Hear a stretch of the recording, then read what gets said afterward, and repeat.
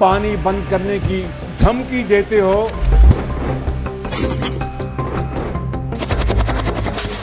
বাতাসে যেন যুদ্ধের ঘ্রাণ, আর উত্তাল সেই বাতাসে ছড়িয়ে পড়েছে একটি বার্তা: আমাদের পানির এক ফোঁটাও ছিনিয়ে নেয়ার চেষ্টা করলেই শিক্ষা দেয়া হবে এমন ভাবে যেন সারা জীবন মনে থাকবে।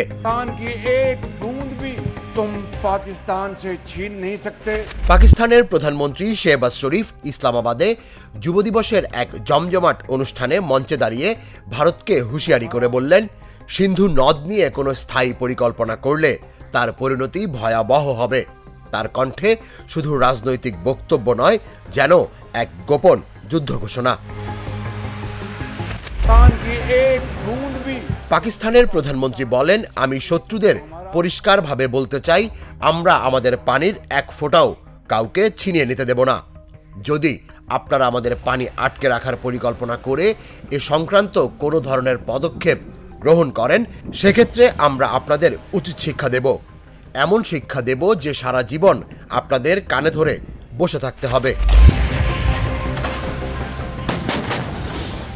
গেল এপ্রিলে কাশ্মীরের পেহেলগামে রক্তাক্ত জঙ্গি হামলার পর ভারত অভিযোগের আঙুল তোলে পাকিস্তানের দিকে।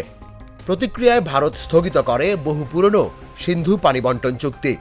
পানির প্রবাহ কমে গেলে কৃষিনির্ভর পাকিস্তানে নামে শঙ্কার ছায়া। দেশটির আদালতে ঠাঁই হয় এই জলসংকট।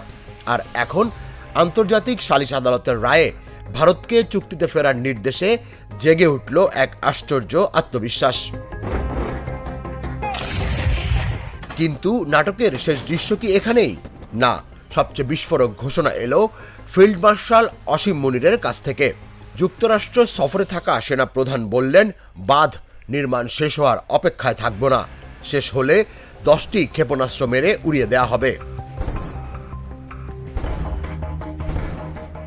যুদ্ধ নয়, কিন্তু শব্দের গর্জন শুরু হয়ে গেছে। সিন্ধুর পানি এখন এক নদীর গল্প নয়, এ যেন দক্ষিণ এশিয়ায় অগ্নিগর্ভ এক সময়ের পূর্বাভাস। চুক্তি হবে নাকি ছিন্ন হবে সব সংযমের বাঁধ। পানি এখন কেবল জীবন নয়, কৌশলের কেন্দ্রবিন্দু।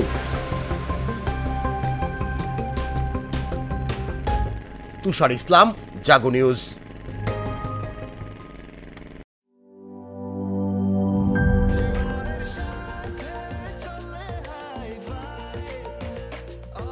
স্বাস্থ্যকর অল টাইম, সব সময় অল টাইম হেলদি লাইফ।